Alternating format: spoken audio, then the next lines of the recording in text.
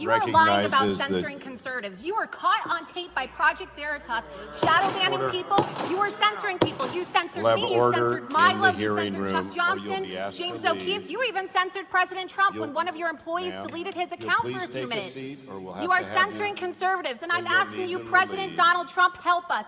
Please help us, Mr. President, before it is too late, because Jack Dorsey is trying to influence the election, to sway the election so that the Democrats can steal the election. That is why he is censoring and shadow banning conservatives.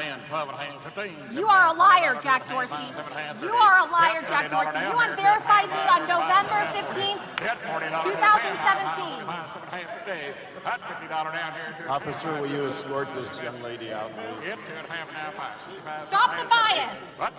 We are conservative Americans, not Russian bots, Jack Dorsey. Stop the bias.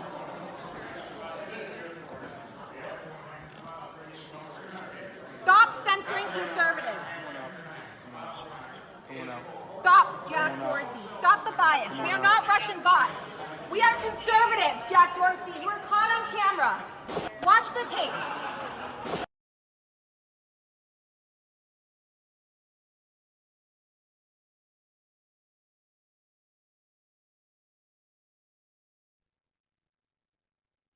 Hi, this is Stan Fitzgerald with Veterans for Trump and Legacy PAC.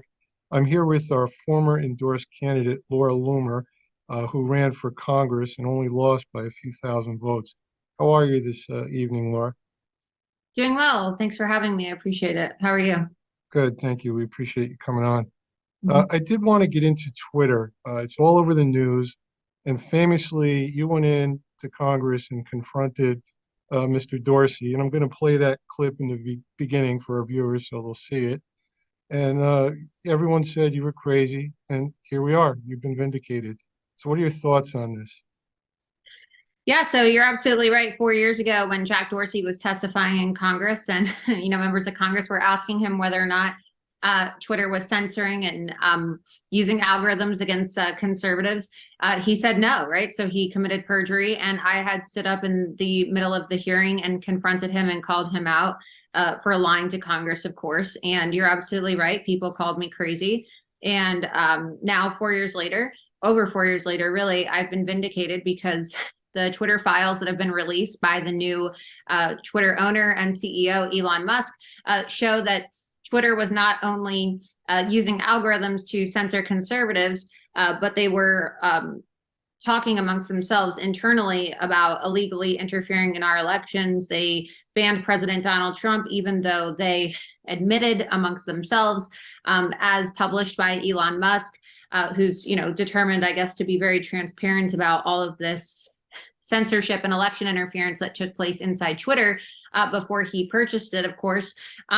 They admitted to banning President Trump, even though he didn't violate the terms of service, just like they also deplatformed my congressional campaign, making me the only and the first deplatformed campaign in United States history. So there's a lot of information in these Twitter files, and it's extremely relevant because several months ago, of course, my lawyers and I filed a Rico case against Twitter, Facebook, Mark Zuckerberg, and Jack Dorsey. And I filed several lawsuits over the last several years against the big tech social media giants. And this case, of course, is alleging a criminal conspiracy of racketeering. And of course, Rico was utilized to break up the mafia, but that's exactly what big tech is in this current age that we're living in. It's a mafia, and this is organized crime, and it really is a conspiracy, and that these companies are working together.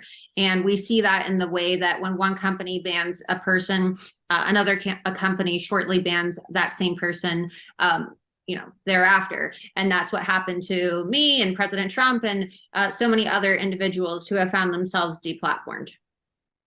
And I might point out again, you've been kicked. You were one of the most banned people in the world, and you only lost by a few thousand votes. Should you have had that platform, I'm pretty confident in saying I think you would have won. And as far as the perjury with Jack Dorsey, Roger Stone endorsed your campaign as well, and I understand you're a personal friend of his. He didn't get a chance to go back to Congress and explain, what he meant, right? They just charged him with perjury. And I understand that our congressional leaders, including all our Republicans, are giving Dorsey a chance to come back and explain himself. Well, of course, look, the Republicans in Congress right now, they don't know how to fight. And that's why we're in this mess today, of course. And it's very easy for people to blame the Democrats for censorship and blame the Democrats for stolen elections and blame the Democrats for voter fraud and blame the Democrats for lack of accountability in our government. But even when Donald Trump was in the White House and Republicans had control of the House, the Republicans in Congress did nothing, right? They did nothing to hold Democrats accountable. The issue of big tech, social media, censorship, and voter fraud it's been existing for years, even at the time when Republicans were in the majority. So these are not new issues. They've only gotten worse over time, and Republicans just refuse to actually exercise power when they have it, which is why nothing is really going to change now that Republicans have control of the House, especially if Kevin McCarthy becomes Speaker. And we see that McCarthy has already publicly said that he's not going to push for impeachment. And, given the fact that so many Republicans and Democrats in Congress are receiving donations, campaign donations, and all types of different PAC donations from big tech, and there's so much dark money through all these different big tech social media companies in our political system, nobody's going to be held accountable. And that's one of the things, years ago, I think you pointed out the problems with Kevin McCarthy. I also work with Russ Vought and Kash Patel at the Center for Renewing America. And one of the things we've all been working on is getting McCarthy out. And the fake news is pretty much gaslighting everybody, making you think there's no way we get him out, but he doesn't have the votes as of this week. He still doesn't have them. So yeah, maybe the votes. And honestly, I'm really honestly sick of the gaslighting in the Republican Party. It's quite embarrassing to be a Republican these days. And I say that as a lifelong Republican and as an America First Republican. There's really nowhere to go for somebody like myself who finds themselves more right-leaning than your everyday Republican and I guess the current Republican Party platform. So I ran my campaign to the right of the sitting Republican incumbent, who of course was the only Republican to skip the vote on the January 6th commission and did not support President Trump during the second impeachment vote. And why do I mention this? Because, well, these people are saying that, oh, well, we need to support Kevin McCarthy or else we're going to potentially have a Democrat as a speaker. We're going to potentially have Hakeem Jeffries. Well, honestly, I probably never would have said this before, but at this point in time, I would prefer to have a Democrat Speaker of the House. Honestly, I really would, because at least with a Democrat, you know what you're getting. And I would rather have an honest Democrat who is going to vote completely opposite to what you stand for as a constitutional conservative than a treacherous, lying, deceitful, crooked Republican rhino piece of garbage like Kevin McCarthy. So I hope he does lose. And personally, I do hope that Hakeem Jeffries or somebody other than Kevin McCarthy becomes Speaker, because it will teach the Republican Party a lesson that if you do take back the House, or when you do actually get votes to take back the House, don't put rhinos who have betrayed your trust over and over again. Don't put rhinos who spent millions of dollars of laundered FTX money against America First candidates like myself in positions of power. You want to complain about corruption in government? Well, don't cry about it when you're going to put Kevin McCarthy in a position as Speaker of the House. I'm just so sick and tired of hearing everybody complain about, oh, well, the Republicans, they don't do anything. The rhinos, they don't do anything. And then these same people will say, oh, well, we don't have a choice but to put McCarthy in power. If you want to kill off, politically speaking, of course, rhinos in the Republican Party, sometimes you have to be willing to watch them lose to Democrats. Okay, that's how the cycle of political power works. In order for a newer America First candidate to take power and to kill off these career politician rhinos who are basically like rotting, it's necrosis in the Republican Party, and they're just taking over, and it's a total cancer that's infected our entire party. And everybody's just completely suffocating, and no new fresh blood, no new fresh faces are able to have power, have influence in the Republican Party, because these disgusting rhinos and career politicians just don't know when to let go.